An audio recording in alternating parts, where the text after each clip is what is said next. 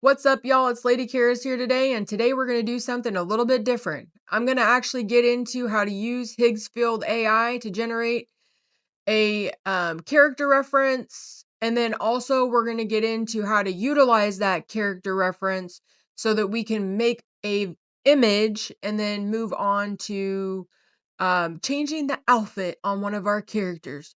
So let's take a look right now. Okay, so we're on Higgsfield. I am right now in the make your own character section. So to get to that, what you're going to do is go to image at the top, and then you're going to pick Soul ID character. Okay? So when you're in here, then you're going to click create character. You can see I already have two different ones that are already created. And then you're going to upload your images. Okay? So how do you get the images that you need to upload here? I would suggest, and I've tried it different ways, but it seems like the best way to actually do it is make sure that you have characters with green screen backgrounds. So whether you make your own character, how you want to do that, you can do that by creating an image and then just prompting it to make that image for you. You can add an image of the person in here and then generate it. What I did was I already had the picture of my character, and then I just put it into CapCut and then took the background out. CapCut's really good at removing backgrounds. And then I took the green screen background and put that behind the character. And then I just printed out that image and saved it. And then I was able to take that image into the app section and actually make multiple shots, because for you to get a consistent character, you're going to need at least, I would say, 18 to 20.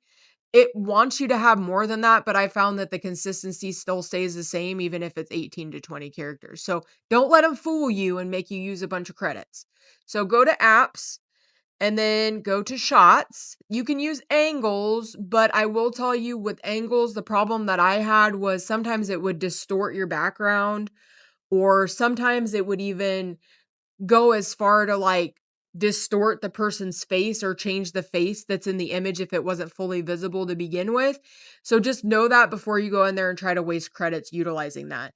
It will let you choose like the angle that you're wanting. Sometimes one from above won't be so bad because you're not going to see faces, but when you're trying to keep a consistent character with their face, sometimes not so great. So I would go to your shots here, and then in shots, you're going to start on the upload page where you'll get to upload your character here that you want to add.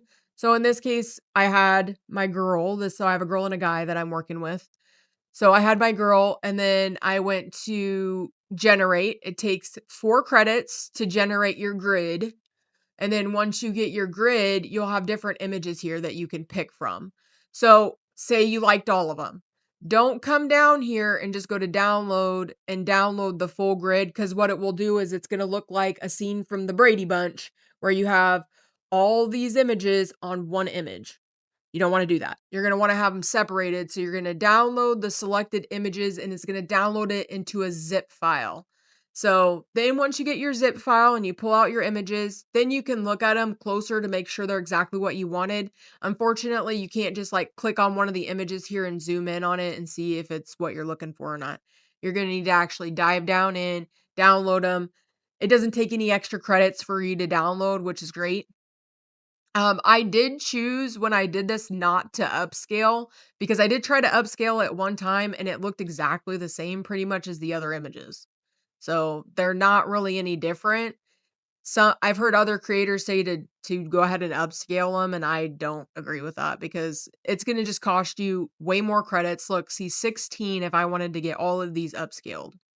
If I just wanted to do one, maybe it's worth it for just one, but you're still using 2 credits you could use somewhere else. So I would just suggest not to upscale them. So then once you get your images, like I said, I would say 18 to 20 of them. See, I generated quite a few before I got all the ones I wanted, because sometimes it's not going to generate exactly what you're looking for. And at first, when I first started, I wasn't using the green screen background. And then when you have your character reference, it could reference the background. So it's just good not to do that. So now that we have our character and we would go back into our image, soul ID character, create your character, upload your images. And when you do that, it is going to give you in here, let's say I go through here and select all of them so I can show you guys. It is gonna give you a score over here to tell you, and it's gonna say, in this case, I'm using 22, and it's saying bad. It it didn't matter when I created my person that I only had that many, and it looks like the quality still says it's, perfect or whatnot. I named it what I wanted to name it here. But again, you can pick here if you want it to be a Soul 2.0, Soul, or Soul Cinema. I would pick Soul Cinema because that's what I was utilizing. And when I was utilizing the other ones, it wasn't turning out as good. And the features are different in each one that you pick. If you do pick the wrong one, say like you pick Soul 2.0 and that's what you wanted to utilize, later on, you can change the character to be a different or be utilized in one of the other platforms. So you could utilize it in Soul Cinema if you wanted to. But again, it's going to cost you more credits to do that. So I would just be mindful of that when you're originally generating your character. So once you have you hit click create again, and that this one takes about 25 credits for you to generate one character reference. So it's very important for you to try to get it right. If you want to add more images, you can, or you can go with what I said because, like I said, I used like in this case 22. So it wasn't that big of a deal for me just to use 22, even though it said bad, it was still fine. Okay, so you're gonna go to image and you're gonna go to Higgsfield Soul Cinema. Again, it depends on whatever you picked when you were generating your character ID and which one you were wanting to utilize. So I picked Higgsfield Soul Cinema because I think it works the best.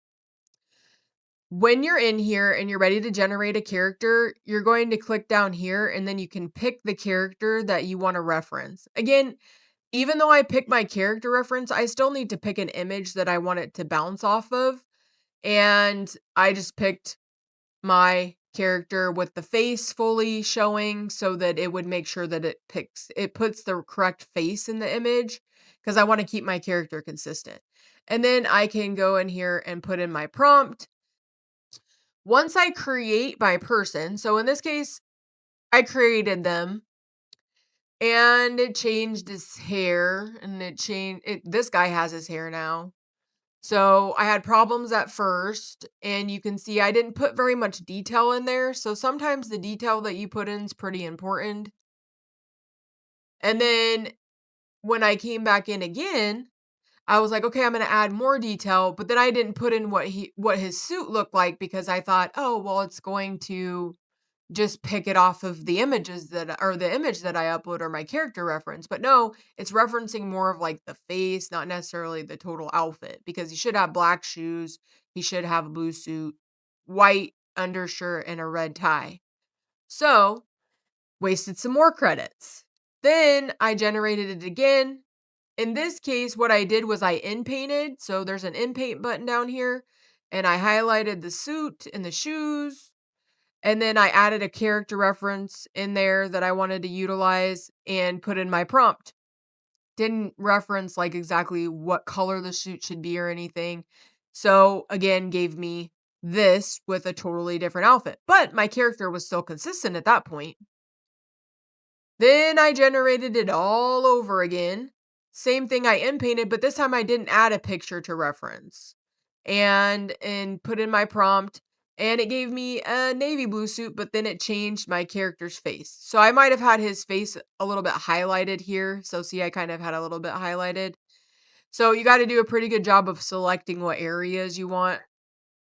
And then my last one, what I did was I did an image and then I also highlighted his suit. So you just go to inpaint, highlight the area that you want to change. So maybe it's all of this here. And then you can put in your image. So say I'm going to put his face in there because again, I don't want his face to change.